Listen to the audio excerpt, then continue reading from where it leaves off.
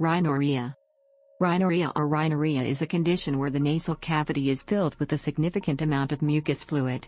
The condition, commonly known as a runny nose, occurs relatively frequently. Rhinorrhea is a common symptom of allergies, hay fever, or certain viral infections, such as the common cold. It can be a side effect of crying, exposure to cold temperatures, cocaine abuse or withdrawal, such as from opioids like methadone. Treatment for rhinorrhea is not usually necessary, but there are a number of medical treatments and preventive techniques available. The term was coined in 1866 and is a combination of the Greek terms rhino, of the nose, and rhoea, discharge or flow. Signs and symptoms. Rhinorrhea is characterized by an excess amount of mucus produced by the mucous membranes that line the nasal cavities. The membranes create mucus faster than it can be processed, causing a backup of mucus in the nasal cavities. As the cavity fills up, it blocks off the air passageway, causing difficulty breathing through the nose. Air caught in nasal cavities, namely the sinus cavities, cannot be released and the resulting pressure may cause a headache or facial pain. If the sinus passage remains blocked, there is a chance that sinusitis may result. If the mucus backs up through the eustachian tube, it may result in ear pain or an ear infection. Excess mucus accumulating in the throat or back of the nose may cause a postnasal drip, resulting in a sore throat or coughing. Additional symptoms include sneezing, nosebleeds, and nasal discharge. Causes: cold temperature. Rhinorrhea is especially common during winter months and certain low-temperature seasons. Cold-induced rhinorrhea occurs due to a combination of thermodynamics and the body's natural reactions to cold weather stimuli. One of the purposes of nasal mucus is to warm inhaled air to body temperature as it enters the body. In order for this to happen, the nasal cavities must be constantly coated with liquid mucus. During cold, dry seasons, the mucus lining nasal passages tends to dry out, meaning that mucous membranes must work harder, producing more mucus to keep the cavity lined. As a result, the nasal cavity can fill up with mucus. At the same time, when air is exhaled, water vapor and breath condenses as the warm air meets the colder outside temperature near the nostrils.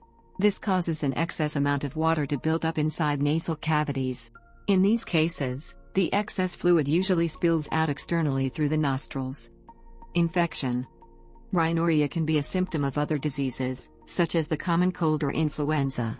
During these infections, the nasal mucous membranes produce excess mucus, filling the nasal cavities. This is to prevent infection from spreading to the lungs and respiratory tract, where it could cause far worse damage. It has also been suggested that rhinorrhea is a result of viral evolution, and may be a response that is not useful to the host, but which has evolved by the virus to maximize its own infectivity. Rhinorrhea caused by these infections usually occur on circadian rhythms. Over the course of a viral infection, sinusitis, the inflammation of the nasal tissue, may occur, causing the mucous membranes to release more mucus. Acute sinusitis consists of the nasal passages swelling during a viral infection. Chronic sinusitis occurs when one or more nasal polyps appear. This can be caused by a deviated septum as well as a viral infection. Allergies. Rhinorrhea can also occur when individuals with allergies to certain substances, such as pollen, dust, latex, soy, shellfish, or animal dander, are exposed to these allergens.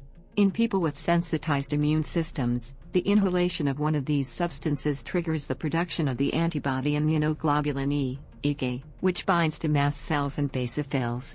IgA bound to mast cells are stimulated by pollen and dust, causing the release of inflammatory mediators such as histamine. In turn, this causes, among other things, inflammation and swelling of the tissue of the nasal cavities as well as increased mucus production. Particulate matter and polluted air and chemicals such as chlorine and detergents, which can normally be tolerated, can make the condition considerably worse. Crying. Rhinorrhea is also associated with shedding tears, lacrimation, whether from emotional events or from irritation. When excess tears are produced, the liquid drains through the inner corner of the eyelids, through the nasolacrimal duct, and into the nasal cavities.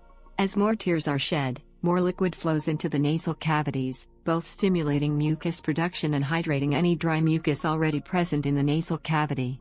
The buildup of fluid is usually resolved by a mucus expulsion through the nostrils.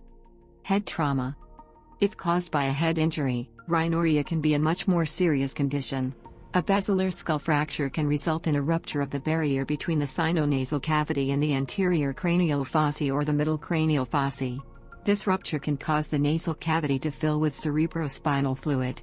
This condition, known as cerebrospinal fluid rhinorrhea or CSF rhinorrhea, can lead to a number of serious complications and possibly death if not addressed properly. Other causes. Rhinorrhea can occur as a symptom of opioid withdrawal accompanied by lacrimation. Other causes include cystic fibrosis, whooping cough, nasal tumors, hormonal changes, and cluster headaches. Due to changes in clinical practice, rhinorrhea is now reported as a frequent side effect of oxygen intubation during colonoscopy procedures. Rhinorrhea can also be the side effect of several genetic disorders, such as primary ciliary dyskinesia. Treatment. In most cases, treatment for rhinorrhea is not necessary since it will clear up on its own, especially if it is the symptom of an infection. For general cases, nose blowing can get rid of the mucus buildup. Though blowing may be a quick fix solution, it would likely proliferate mucosal production in the sinuses, leading to frequent and higher mucus buildups in the nose. Alternatively, saline nasal sprays and vasoconstrictor nasal sprays may also be used, but may become counterproductive after several days of use, causing rhinitis medicamentosa. In recurring cases, such as those due to allergies, there are medicinal treatments available. For cases caused by histamine buildup, several types of antihistamines can be obtained relatively cheaply from drugstores. People who prefer to keep clear nasal passages, such as singers, who need a clear nasal passage to perform, may use a technique called nasal irrigation to prevent rhinorrhea. Nasal irrigation involves rinsing the nasal cavity regularly with salty water or commercial saline solutions.